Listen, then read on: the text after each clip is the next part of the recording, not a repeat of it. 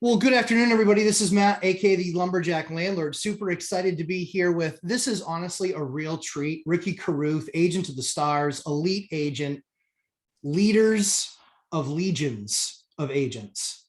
So I couldn't be more excited to have you, Ricky. Super thrilled you made the time for us today. What I really wanted to cover with you today is Lumberjack Landlord is my brand. That's what I spend, my time doing.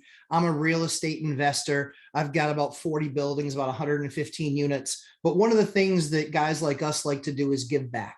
We like to give back. We remember what it was like struggling, eating ramen noodles, the treat being the McDonald's dollar menu. We understand and remember what those days were.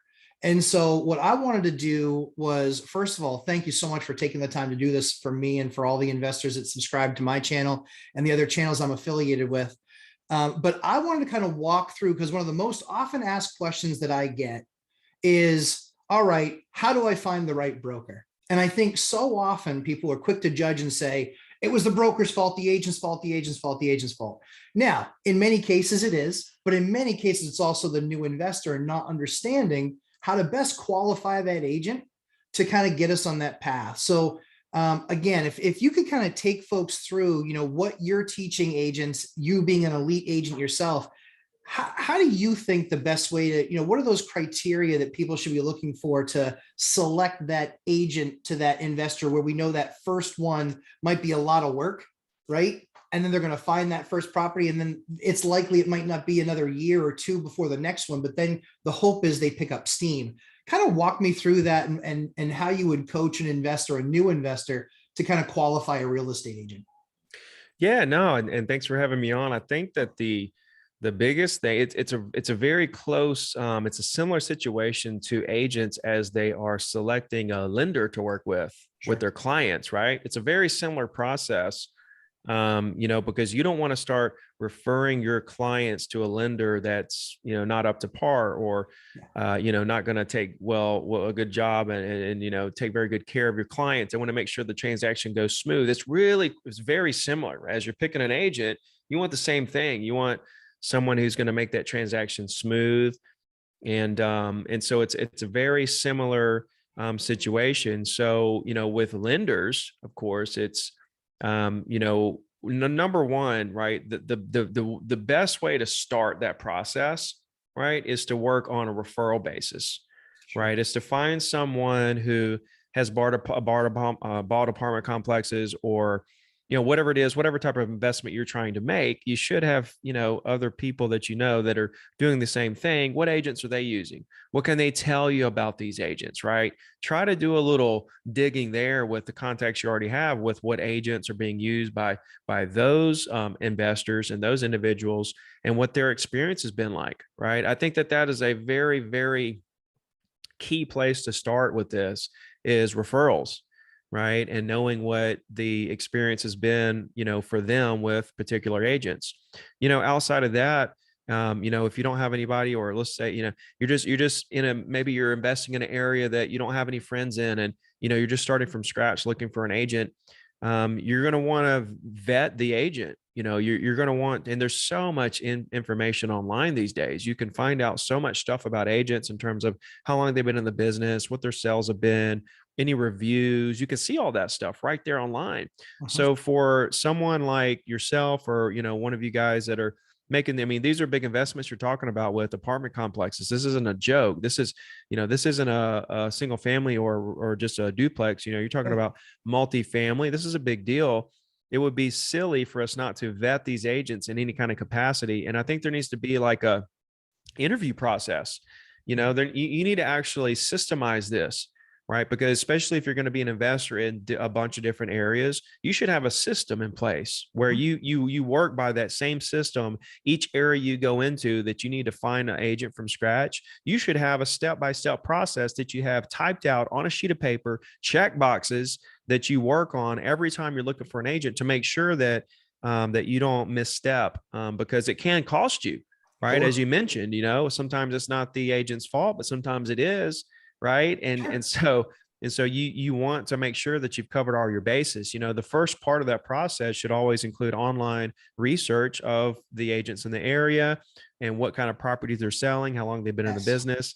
stuff of that nature, and really kind of, listen, spend some time doing this, Right. because it could actually prevent you from losing money on a deal, so on and so forth. So, the first step in the process is your online research of the agents, right?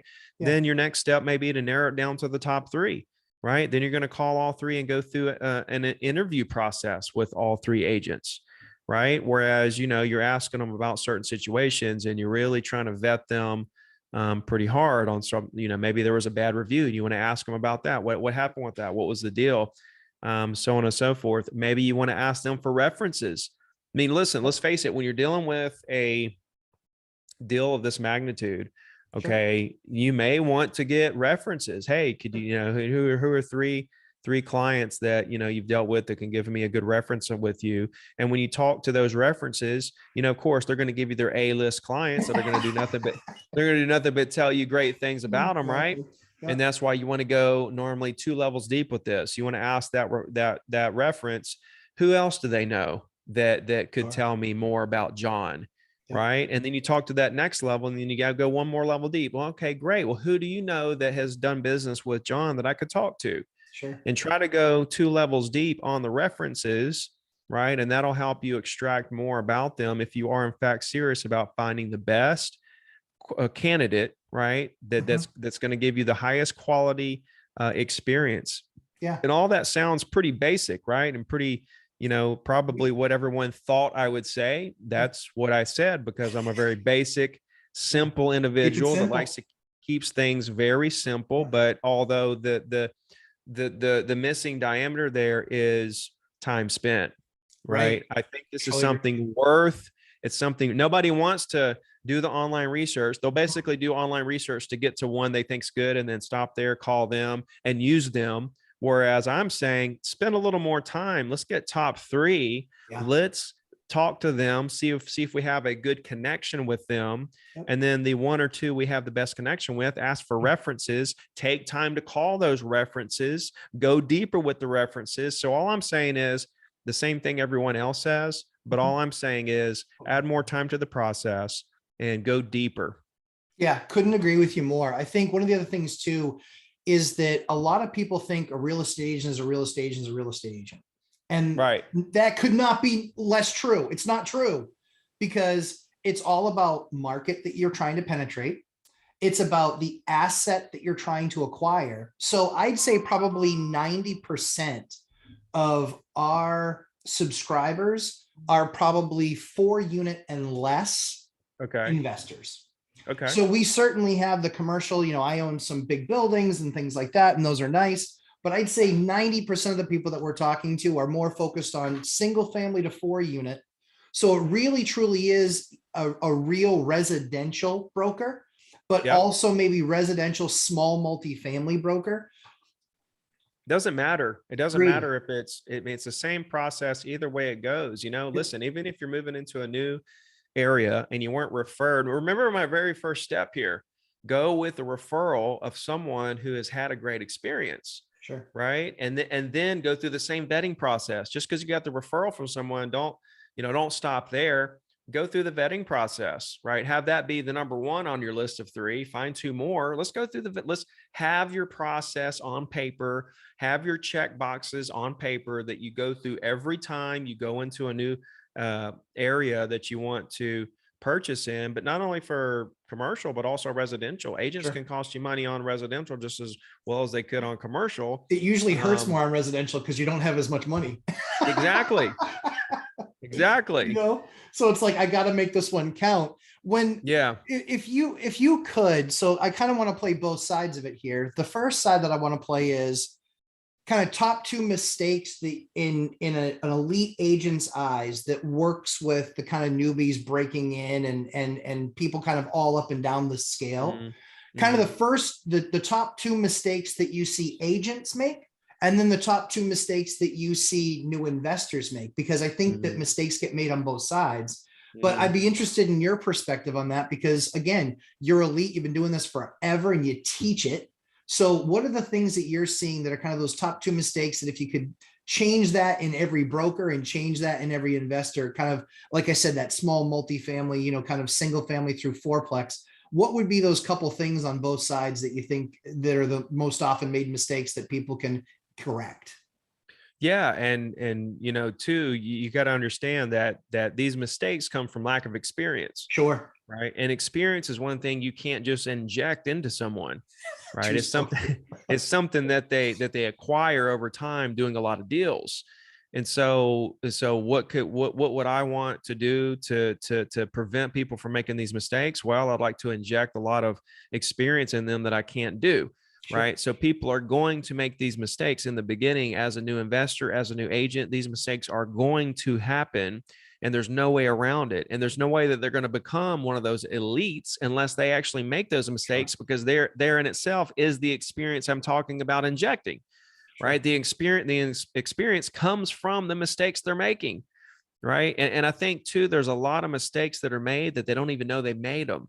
And the investor doesn't even know that they've made, that the agent has made these mistakes. Right. Because, for example, negotiations, right? If you negotiated a price that was a certain price, everybody's happy. Right. But the more experienced agent could have seen a different perspective and Sure. negotiated a much better price. But we Yes. don't even, the investor or the client or the buyer or the seller don't even realize it because they're happy. Mhm. Right. But they don't even realize that the more experienced agent could have seen something that newer agent didn't see and actually negotiate a better deal. So what I'm telling you is that, with all due respect to the new agents out there, it's probably going to be more, conducive for you to go with a more experienced agent.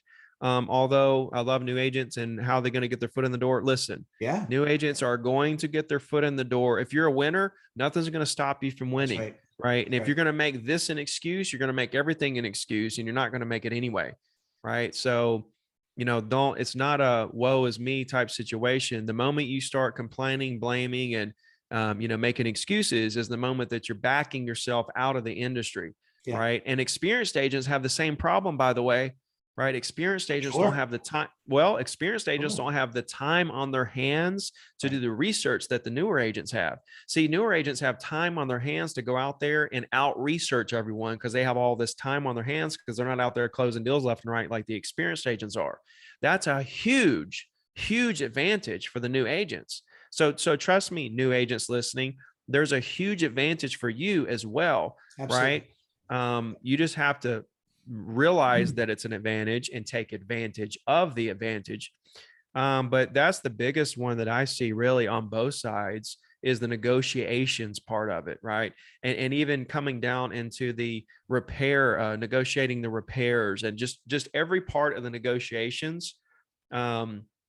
I've found that regardless of how good I've always thought I am at negotiating, it seems like I always get better and better. Even though I thought I was at the top of my game 10 years ago, I'm 100 times better now. And I'm 5 times better than I was last year. And I'm going to be 5 times better next year than I am this year. Right. Negotiation and knowing when to do certain things and knowing when to play poker with them, knowing when to throw your hands up, those are all strategic moves that I don't think you ever reach the top of that skill level. Right. Yeah. So I think that's the biggest thing. Outside of that, in terms of investors, I think a lot of them in the beginning miscalculate the valuation or, the cash flow part of it. Yep. And listen, again, another mistake that you need to make to learn, you got to get in there and get your feet wet. Right. Or you're never going to learn anything. You're never going to have anything. The cool thing is it's really hard to lose. Even if you make a misstep there, it's really hard to lose anyway, because guess what? You still own the property. Right. So yeah, I think the biggest thing is don't be so worried about mistakes. Go at them, full steam ahead and make them so that you learn and you don't have to make them anymore. Yeah. We always like to say time in the market beats timing the market. And so it's like you were saying, you get the house. And if your numbers were off, A, shame on you, it better not happen again. But B, from an investor perspective, that's one of the things that we talk is, we show them, hey guys, this is what your return on capital needs to be. and only you can make that decision. But we talk to folks that invest outside of market, even outside of country. And so I think that the interesting thing there is we say, you got to understand what market average is.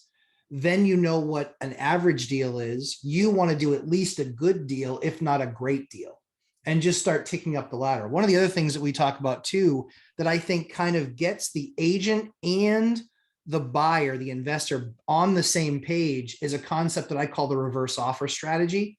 The reverse offer strategy is, you see the house, you like the house, that's great. Have the agent do something that most other agents are doing. They're not doing this. They need to go back to the listing agent and they need to say, if you could tell me, what are the 3 most important things that your seller's trying to get out of this? Do they want to close really fast? Do they want the biggest number possible? Do they want, because yeah, at the end of the day, almost everybody would say, yeah, I want the most money, but there's usually other factors there. Yeah. So what I like to do is I like to talk about that as the reverse offer strategy. That's something that I teach, is making this a transaction, but making it a deal that can work for all parties. Because when you can engage on that level with the listing agent, you have just put yourself so much further ahead than all the other people hurling offers over. You don't understand he's qualified. You don't understand she's a great buyer. Yeah. Yeah. Right. I heard that on every phone call from every other agent that they've done this before. But that reverse offer strategy concept really puts something in the investor's hand, the new investor's hand, and even the new agent's hand that says, we're going to go about this a little bit differently. We're going to talk to that listing agent and say, you know, if the world were perfect, what would be the top kind of 3 things that they're after? That's worked tremendously in my career, because it gets me locked into a process as opposed to a transaction with the listing agent.